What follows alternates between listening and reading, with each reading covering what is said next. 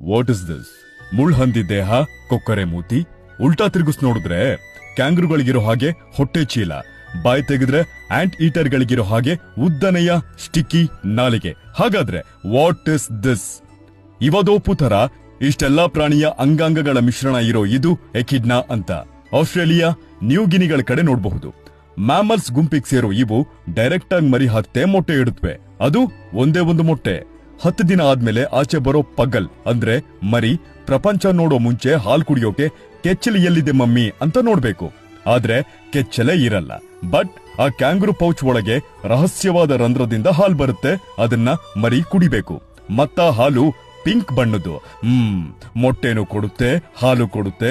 ಯಾವ್ದು ಮಕ್ಕಳೇ ಅಂತ ಕೇಳಿದಾಗ ಅಂಗನವಾಡಿ ಟೀಚರ್ ಮಿಸ್ ಅಂತ ಹೇಳೋದು ಬಿಟ್ಟು ಎಕಿಡ್ನಾ ಮತ್ತೆ ಪ್ಲಾಟಪಸ್ ಅನ್ನಿ. ಈ ಪ್ಲಾಟಪಸ್ ಬಗ್ಗೆ ಹೇಳಿದ್ದೀನಿ, ಅದನ್ನು ನೋಡಿ. ಇನ್ನ ಇದು ಬಹುತೇಕವಾಗಿ ತಿನ್ನೋದು ಇರುವೆ, ಗೆದ್ದಲು ಇತ್ಯಾದಿ ಹುಳುಗಳು. ಅದ್ರ ಗೂಡೊಳಗೆ ಹಾಕೋ ಈ ನಾಲಿಗೆ ಒಂಥರ ವಿಚಿತ್ರವಾಗಿದೆ ಅಲ್ವಾ?